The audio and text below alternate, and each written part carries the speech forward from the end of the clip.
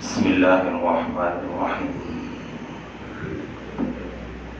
ولقد نصركم الله ببدر وأنتم أذلة صدق الله العظيم. معزز سامعین اکرام، یہ جو آیت میں نے آپ کے سامنے پڑھی ہے یہ سورہ انعام کی آیت ہے. تفسیر تو ہماری چل رہی تھی سورہ ماعون سے متعلق، لیکن آج 16 رمضان المبارک ہے، کل 17 رمضان ہے. تاریخ اسلام کے اندر ایک ایسا یادگار واقعہ اسلام میں پیش آیا ہے جسے جنگ بدر کہا جاتا ہے. 17 رمضان المبارک کا وقت تھا جب یہ واقعہ پیش آیا. اللہ تعالیٰ نے اسی کا تذکرہ کیا وَلَقَدْ نَصَرَكُمُ اللَّهُ بِبَدْرٍ وَأَنْتُمْ أَذِلَّةٌ کہ اللہ کی مدد آپ پہنچی بدر کے میدان میں، اور اس وقت جب کہ وَأَنْتُمْ أَذِلَّةٌ تم لوگ کمزور تھے. یہ واقعہ بدر کیوں ہوا اور کیسے ہوا یہ تفصیلات میں آپ کے سامنے رکھنا چاہتا ہوں. اللہ تعالیٰ نے اسلام کی ایک ایسی فتح یاب اللہ نے جنگ فرمائی تھی، ایسا موقع آیا تھا. اللہ کے نبی علیہ السلام جب مکہ المکرمہ سے مدینہ میں ہجرت کر کے آئے، اللہ کے نبی علیہ السلام ہجرت کر کے آنے کے بعد لوگ تھوڑے تھوڑے دھیرے دھیرے اسلام میں داخل ہو رہے تھے، لیکن مکہ میں رہنے والے قریش مکہ کو یہ بات پسند نہیں تھی کہ لوگ اسلام کے اندر داخل ہوں، لوگ مسلمان ہوتے چلیں.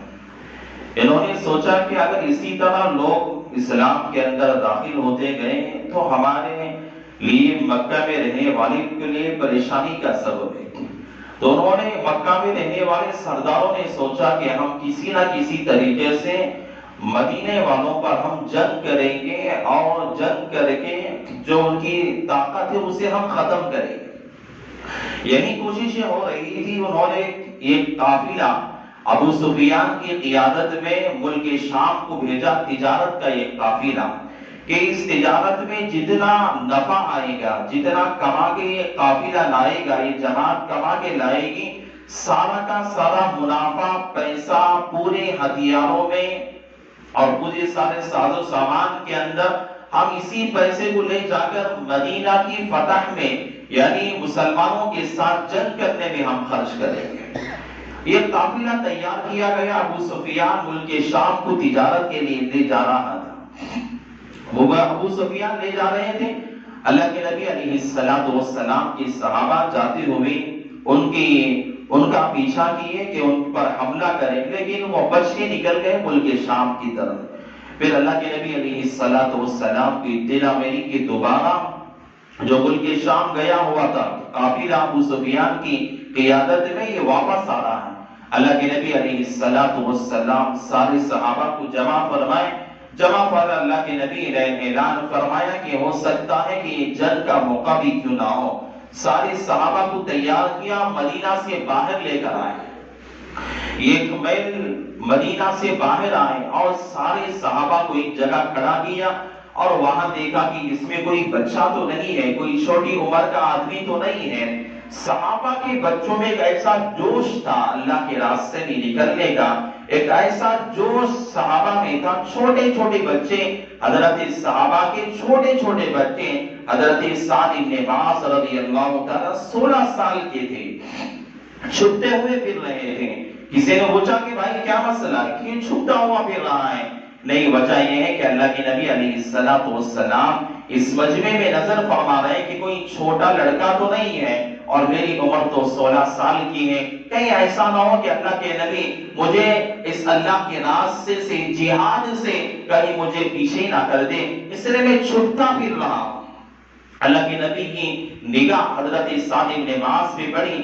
بلایا، کہا کہ تمہاری عمر تو چھوٹی ہے، تمہیں تو واپس ہونا چاہیے، مدینے چلے جاؤ. اور سارے بچے صحابہ کے تھے اور جو 16 سال کے 15 سال کے 17 سال کے، آج ہمارے یہاں 16 سال کا بچہ 17 سال کا بچہ شوقین کس کا ہے؟ گانوں کا شوقین ہوتا ہے، موبائل کا شوقین ہوتا ہے۔ حضرات صحابہ کے بچے جو 16 سال کا لڑکا جہاد کا شوقین ہوا کرتا تھا، حضرات صحابہ کے 15 سال کا بچہ یہ اللہ کے راستے میں اپنی شہادت کو قربان کرنے کا شوقین ہوا کرتا تھا۔ حضرات صحابہ کے 14 سال کے بچے یہ وہ تھے جو اپنے یہاں جام شہادت کو پینا اپنے لیے سب سے زیادہ پسندیدہ عمل سمجھا کرتے تھے۔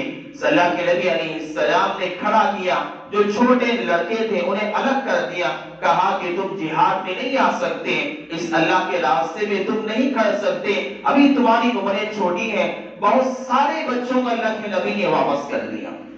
حضرت سعد بن معاذ کے بارے میں آتا ہے، وہ رونے لگے، ان کے بھائی نے پوچھا کہ وہ کیا مسئلہ ہے؟ کہنے لگے میں تو اللہ کے راستے میں نکلنا چاہتا ہوں، میں جہاد میں جانا چاہتا ہوں، اللہ کے راستے میں اپنی جان قربان کرنا چاہتا ہوں، اور اللہ کے نبی نے مجھے کم عمر سمجھ کے، چھوٹا سمجھ کر اللہ کے نبی نے مجھے واپس کر دیا ہے۔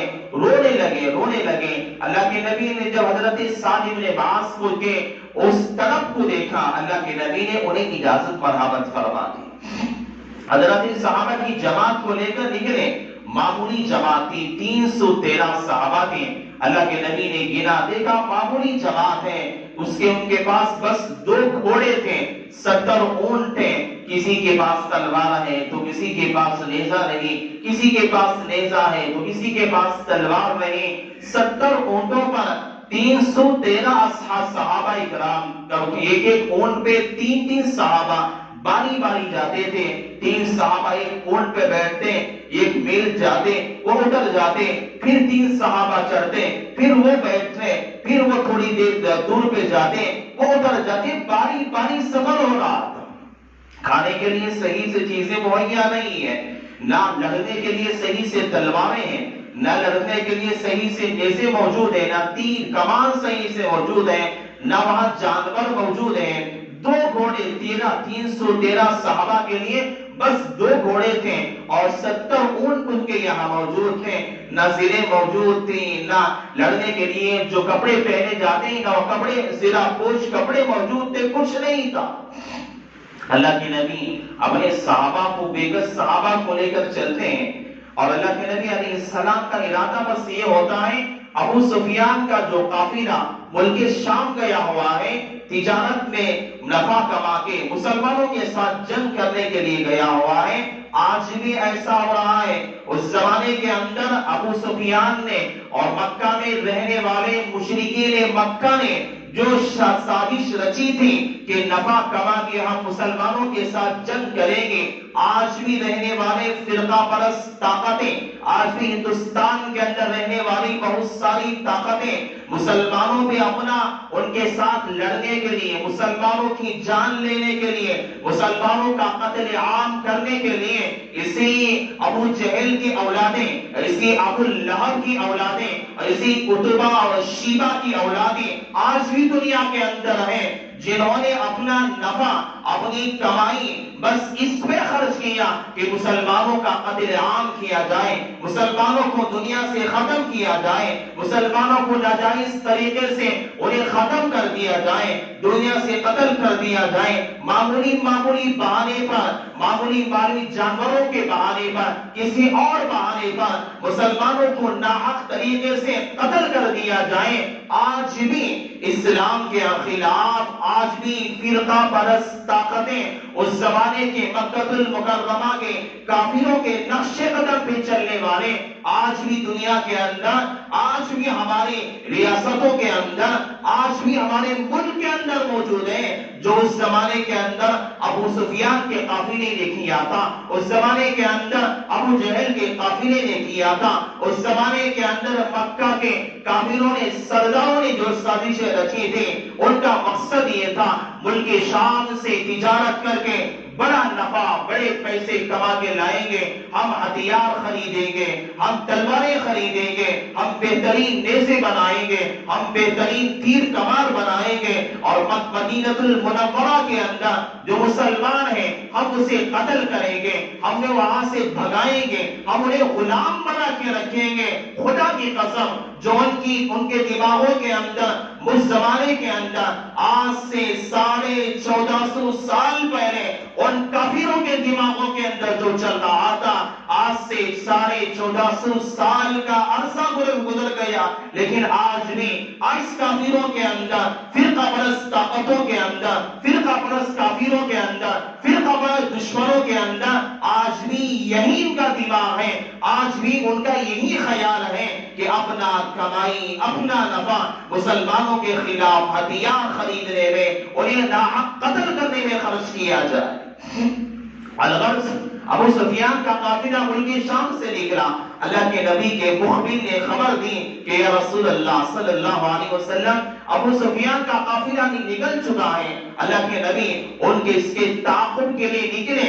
ابو سفیان کو پتہ چل گیا کہ محمد رسول اللہ اس کے تعاقب کے لیے آ رہے ہیں، اس پہ حملہ کرنے کے لیے آ رہے ہیں۔ اللہ کے نبی نے سوچا کہ یہی مال ہے اور یہی نفع ہے، اگر ابو سفیان کو چھوڑ دیا جائے، یہ اپنا نفع، اپنی تجارت کا مال لے جا کے مکہ والے مسلمانوں کو قتل کرنے میں، جنگ کرنے میں خرچ کریں گے۔ ایسا نہ ہو اس سے پہلے ہم لوگ جا کے ابو سفیان پہ حملہ کر کے اس کا مال چھین لیں گے تو کافروں کی طاقتیں ختم ہو جائیں گی، ان کی کمر ٹوٹ جائے گی۔ اللہ کے نبی کا یہ خیال تھا، یہ کوشش ہے، لیکن خدا کا کرنا تھا۔ ابو سفیان کو اس سے پہلے یہ بات معلوم ہو گئی کہ محمد رسول اللہ صلی اللہ علیہ وسلم تم پہ حملہ کرنے والے ہیں، ملک شام کا جو قافلہ ہے اس پہ حملہ کرنے والے ہیں۔ اس کے تعاقب میں ابو سفیان چالاک ہو گئے، اور ابو سفیان چالاک ہو گئے، اپنے قافلے کو لے کر جو عام راستہ مدینے سے گزرنے کا تھا مکہ المکرمہ جانے کا، وہ راستہ چھوڑ کے ابو سفیان جو ہے سمندر کے کنارے سے ایک چھوٹا سا راستہ تھا، اس راستے سے اپنی جماعت اور اپنے قافلے کو لے کر بچ کے نکل پڑے۔ اللہ کے نبی کو معلوم ہوا کہ ابو سفیان کا قافلہ بچ کے نکل گیا ہے، ہمارے ہاتھ آنے والا نہیں ہے۔ اور ابو سفیان نے خط لکھا، مکہ کے سرداروں کو لکھا کہ میرے پیچھے محمد رسول اللہ کی جماعت، صحابہ کی، مسلمانوں کی جماعت میرے پیچھے لگی ہوئی ہے، اور تم ایک بڑا لشکر تیار کر کے آ جاؤ، میں بھی یہاں تیار کھڑا ہوا ہوں۔ سارے کافروں کو مکہ میں رہنے والے قریش مکہ کو خط لکھ کے بھیجا۔ جیسے ہی ابو سفیان کا خط مکے کے سرداروں کو پہنچا، انہوں نے سارے مکے کے اندر اعلان کیا کہ محمد رسول اللہ صلی اللہ علیہ وسلم ہم سے جنگ کرنے کے لیے آ رہے ہیں، سارے لوگ تیار ہو جاؤ۔ انہوں نے اپنے یہاں 200 گھوڑے تیار کیے، اور انہوں نے اپنے یہاں 700 اونٹ تیار کیے۔ ہر ایک کے پاس تلوار بھی تھی، ہر ایک کے پاس نیزے بھی تھے، ہر ایک کے پاس تیر کمانیں بھی تھیں۔ بہترین زیرہ پور جنگ میں پہنے جانے والے 300 جو ہے جوڑے بھی تھے، بہترین ساز و سامان کے ساتھ، بہترین ہتھیار کے ساتھ، پوری تیاری کے ساتھ۔ ابو جہل تیار ہو گیا، عتبہ تیار ہو گیا، اس میں شیبہ بھی تیار ہو گیا۔ پورے مکہ کے اندر گلی گلی کے اندر اعلان کیا گیا کہ ہمیں اسلام کے خلاف لڑنا ہے، ہمیں اسلام کو مٹانا ہے، یہ وقت آ گیا ہے کہ ہم اسلام کو ختم کر لیں۔ رمضان المبارک کا مہینہ تھا، اللہ کے نبی علیہ السلام 8 رمضان المبارک تھے، 2 ہجری کا وقت تھا، 2 ہجری کے اندر 8 رمضان میں اللہ کے نبی علیہ السلام مدینہ سے اپنے بیگت صحابہ کو لے کر نکلے تھے۔ اللہ کے نبی علیہ السلام کو معلوم ہوا ابو سفیان بچ کے نکل پڑا ہے۔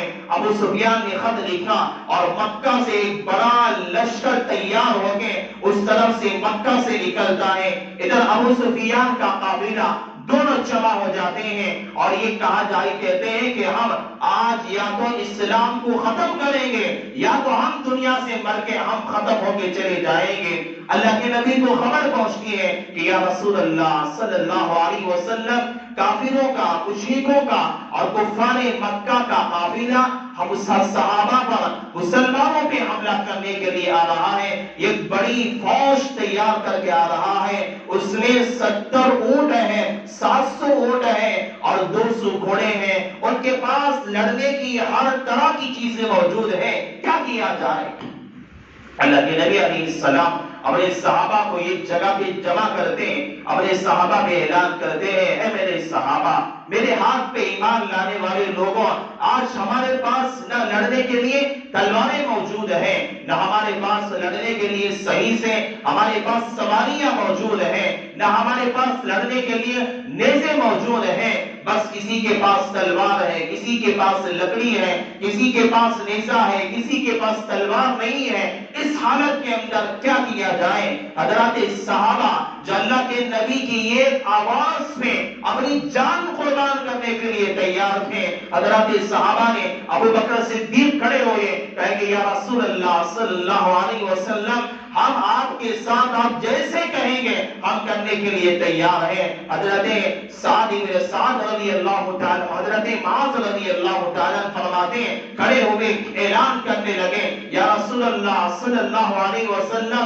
ہم ایسا نہیں ہے کہ جس طرح بنی اسرائیل نے حضرت موسیٰ سے کہا تھا، اے موسیٰ تو جانے تیرا خدا جانے، اے موسیٰ تیری مدد کرنے کے لیے تیرا خدا آئے گا۔ فرعون کا لشکر جب حضرت موسیٰ کے پیچھے لگا ہوا تھا اور حضرت موسیٰ پہ اسلام لانے والے لوگوں کے پیچھے لگا ہوا تھا، اس قوم نے، بنی اسرائیل نے اپنے نبی سے، حضرت موسیٰ سے کہا تھا، اے موسیٰ تو جانے تیرا نبی جانے۔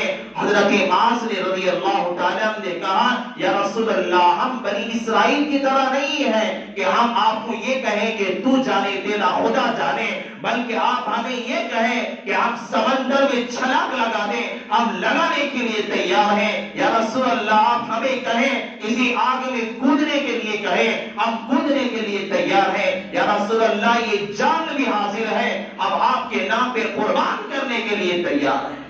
اللہ کے نبی علیہ السلام، یہ مہاجرین صحابہ تھے۔ اللہ کے نبی کی رائے یہ تھی کہ انصار صحابہ جنہوں نے مدینہ میں مسلمانوں کی مدد کی تھی، ان کی کیا رائے تھی؟ اس لیے کہ مدینہ میں اللہ کے نبی آنے کے بعد انصار صحابہ نے ان کی یہ بات کہی تھی، مدینہ میں اللہ کے نبی جب تک رہیں گے ساری اللہ کے نبی کی حفاظت ہم کریں گے، اللہ کے نبی پہ آنچ نہیں آنے دیں گے۔ یہ مدینہ سے باہر کا مسئلہ تھا۔ انصاری صحابہ کیا کہتے ہیں؟ اللہ کے نبی سوچ میں تھے، ایک صحابی کھڑے ہوئے، حضرت مقداد رضی اللہ تعالیٰ، یہ صحابی انصار میں سے تھے، کھڑے ہوئے اللہ کے رسول سے کہا، یا رسول اللہ، آپ کا کیا خیال ہے؟ آپ یہ سوچ رہے ہیں کہ انصار مدینہ میں رہنے والے صحابہ کی رائے کیا ہے؟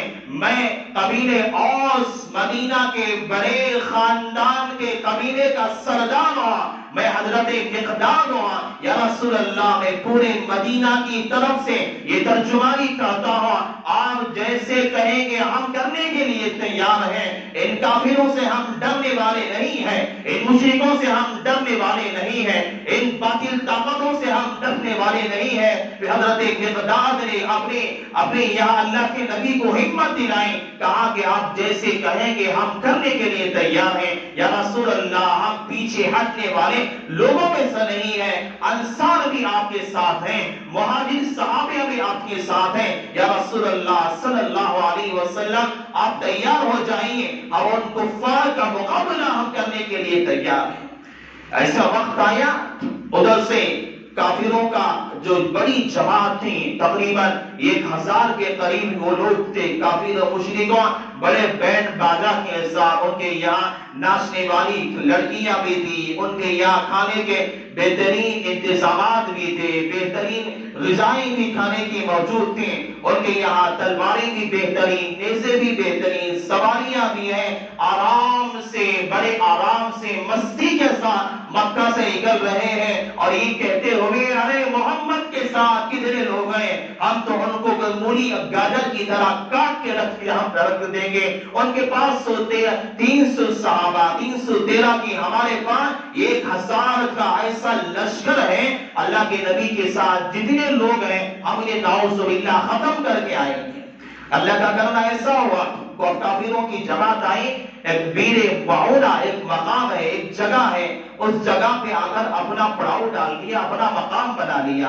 ایسی جگہ کی جہاں پانی کی بہترین سہولت تھی، آسانی کے ساتھ اپنے جانوروں کو پانی پلا سکتے تھے، خود بھی سیراب ہو سکتے تھے، بہترین علاقہ تھا۔ لیکن اللہ کے نبی کے اس جگہ پہ پہنچنے سے پہلے کافر پہنچ گئے تھے۔ اللہ کے نبی جب پہنچنے لگے اس سے پہلے کافر وہاں تھے۔ اللہ کے نبی علیہ السلام مدینہ المنورہ سے تقریباً اس زمانے کے اندر اگر حساب لگایا جائے 120 کلومیٹر کے فاصلے پر اللہ کے نبی نے ایک جگہ پہ پڑاؤ ڈالا، ایک جگہ پہ ٹہرے خیمے لگائے۔ اللہ کے نبی نے دیکھا نہ وہاں پانی موجود ہے، وہاں کی زمین بہت سخت ہے، پانی کا بہت دور تک نام و نشان نہیں ہے، اگر پانی ہے مانگنا ہے بہت دور پانی کو تلاش کرنا پڑے گا۔ ایسی حالت میں اللہ کے نبی علیہ السلام نے دعا کی، رات پہ پیغمبر نے دعا مانگی، اللہ تعالیٰ نے برسات برسایا۔ صحابہ کے یہاں ایک ایسی جگہ تھی، پانی جو ہے پہاڑوں سے اترتا ہوا آیا، ایک جگہ پہ پانی جمع ہو گیا، حضرات صحابہ بھی سیراب ہوئے، جانور بھی سیراب ہو گئے۔ لیکن جو علاقہ کچا تھا، جہاں کافر تھے، مشرک جہاں آباد تھے، جہاں اپنی جگہ، اپنا مقام، اپنا خیمہ، اپنا پڑاؤ ڈالا ہوا تھا، اس جگہ پہ کچی زمین ہونے کی وجہ سے، برسات کے پڑنے کی وجہ سے کیچڑ ہو گیا، جس کی وجہ سے وہاں ان کا رہنا کرنا مشکل میں آ گیا، وہ پریشان ہو گئے۔ حضرات صحابہ کی اللہ تعالیٰ نے غیبی مدد نصرت اللہ نے فرمائی، اسی کو اللہ نے کہا وَلَقَدْ نَصْرَكُمُ اللَّهُ بِبَدْرٍ وَأَنْتُمْ أَذِلَّةٌ، اللہ کی مدد آ پہنچی ہے اس میدان بدر کے موقع پر، جہاں اس وقت میں کہ تم لوگ کمزور تھے، رات کا موقع تھا۔ اب 16 رمضان، اس طرح آج 16 رمضان ہے، اسی طرح 16 رمضان تھی، اتنا لمبا واقعہ پیش آیا۔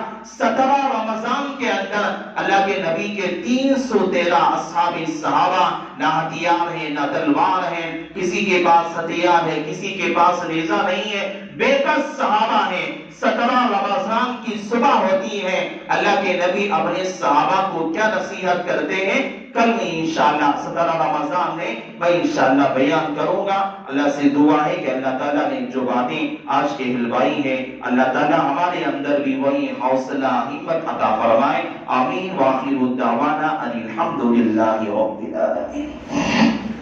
اور روزے کی نیت کر لیں، بصوم یوم نویت فتقبل منی۔ اللهم صل على سيدنا مولانا محمد وبارك وسلم۔ ربنا آتنا في الدنيا حسنة وفي الآخرة حسنة وقنا عذاب النار۔ ربنا ظلمنا أنفسنا وإن لم تغفر لنا وترحمنا لنكونن من الخاسرين۔ جزا الله عنا محمدا ما هو أهله صلى الله عليه وسلم۔ سبحان ربك رب العزة عما يصفون وسلام على المرسلين والحمد لله رب العالمين۔